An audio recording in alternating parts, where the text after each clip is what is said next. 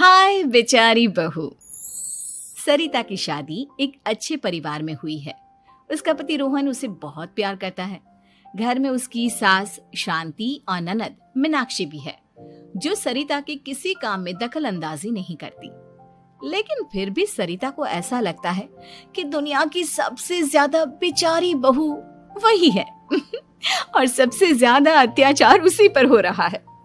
माँ जी, ये लीजिए आपकी चाय। अरे बहू, तूने इतनी ज्यादा चीनी क्यों डाल दी चाय में? हाय हाय माँ जी, मैंने तो उतनी ही मीठी बनाई है जितनी मीठी आपको पसंद है। माँ जी, आपको तो मेरे हाथ की चाय अच्छी ही नहीं लगती। जब देखो कुछ न कुछ कमी निकाल ही देती हो। अरे बहू, तू एक बात के पीछे ही पड़ जाती है। मैंने ऐसा कब कहा कि तू रोज चाय खराब बनाती है? सरिता अपने कमरे में चली जाती है और फोन उठाकर अपनी माँ से बात करती है।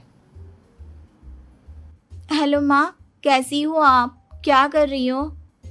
मैं तो ठीक हूँ, पर तू बता, तेरा मूड कैसा है?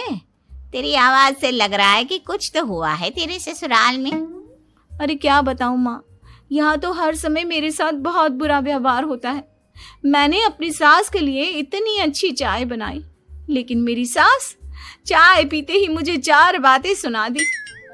बेटी, तू इतनी छोटी छोटी बातों पर ध्यान ही क्यों देती हो?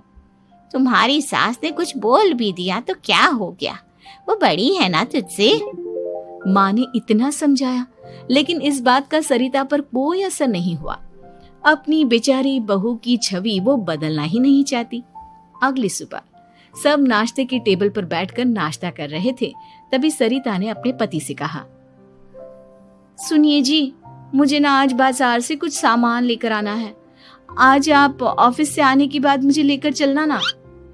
भाभी, मुझे भी कुछ किताबें खरीदनी है। आप दोनों जा ही रहे हो तो मेरी किताबें भी ले आना। लो, अभी तो बात ही की है बाजार जाने की, तो एक फरमाइश आ गई। माँ जी, आप भी बता दो कुछ, और हाँ, मोहल्ले वालों से भी बोल दो अगर वो कुछ मंगवाना चाहते हो तो। बेचारी मीनाक्षी अपना सा मुंह लेकर रह गई। ये सब देखकर रोहन से चुप नहीं रह गया और वो गुस्से में बोला, सरिता, क्या हो गया है तुम्हें? मीनाक्षी ने तो सिर्फ किताबों के लिए बोला है। तुम्हें मीनाक्षी से इस तरह से बात नहीं करनी चाहिए। माफी मांगो उससे अभी। क्या? मैं माफी मांगू? दिन भर आपके घर के काम करूं मैं, आपकी और आपके घर वालों की बातें सुनूं मैं, और अब माफी भी मैं मांगू? ऐसा कभी नहीं हो सकता। ये बोलकर सरिता वहां से चली जाती है। एक दिन उनकी पड़ोसन घर आती है। अरे सरिता, क्या कर रही है?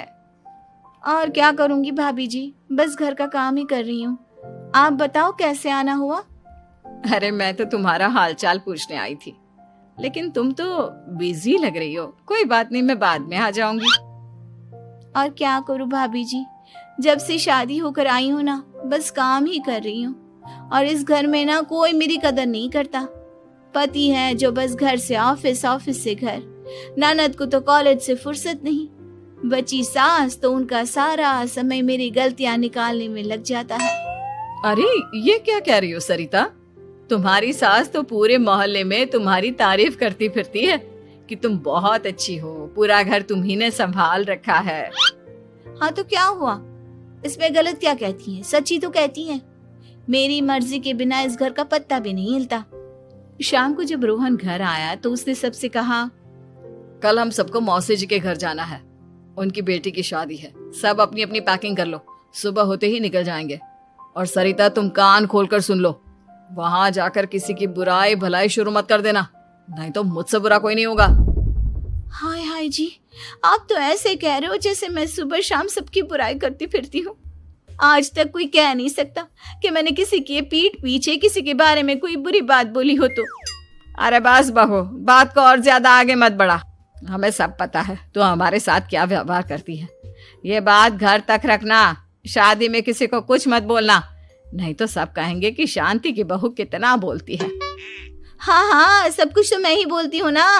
आप लोग तो हर समय फूलों की बारिश करते रहते हो मेरे ऊपर। सारी गलती मेरी है जो मैं इस घर में आई। सबका कितना ध्यान रखती हूँ, लेकिन फिर भी मेरी तो आप लोगों की नजर में कोई कदर ही नहीं है। अगली सुबह सब लोग मौसी जी के घर पर चले जाते हैं। वहां पर शादी का माहौल होता है, सब जगह चहल पहल होती है, बहुत सारे मेहमान आए हैं। सरिता को वहां बहुत अच्छा लग रहा है। वो अपने मन में सोचती है, यहाँ कितना अच्छा लग रहा है, कितनी रौनक है। मैं यहाँ किसी से ज्यादा बात नहीं करूंगी। अगर मेरे मुंह से कुछ ऐसा वैसा निकल गया तो रोहन जी तो मुझसे गुस्सा हो जाएंगी। सरिता ये सब सोच ही रही थी कि वहां रोहन की कजिन साक्षी आ गई और सरिता से बोली, आप सरिता भाभी हो ना? जितना आपके बारे में सुना था, आप तो उससे भी ज्यादा सुंदर हो। हाँ वो तो है, मेरी सुंदरता की तारीफ सब करते हैं। मेरे मायके में तो सब यही बोलते हैं कि रोहन जी की किस्मत बहुत अच्छी है जिन्हें मैं मिली। लेकिन आप कौन है? मैंने आपको पहचाना नहीं। मैं रोहन भैया की कजिन हूँ। आपकी शादी पर नहीं आ पाई थी ना, इसलिए आप मुझसे मिली नहीं कभी। शांति मौसी और मीनाक्षी आपकी बहुत तारीफ करते हैं। क्या कहा तुमने? मेरी तारीफ? कभी नहीं। मेरे ससुराल वाले कभी मेरी तारीफ कर ही नहीं सकते। मैं इतनी अच्छी हूँ, मेहनती हूँ, लेकिन उन्हें तो मेरी कदर ही नहीं। सारा दिन घर का काम करती हूँ, फिर भी मेरी सास ना मुझे सुनाती रहती है, और पति भी मेरी सास की साइड लेते हैं। ना कभी बाहर ले जाते हैं, ना कहीं घुमाने। अगर घुमाने के लिए कभी बोल भी देना तो उनकी बहन बीच में आ जाती है। मैं कैसे रह रही हूँ उस घर में, ये मैं ही जानती हूँ। सरिता की ये बातें सुनकर साक्षी को बड़ी हैरानी हुई। अब वो हर किसी के सामने अपनी बढ़ाई और ससुराल वालों की बुराई करने लगी।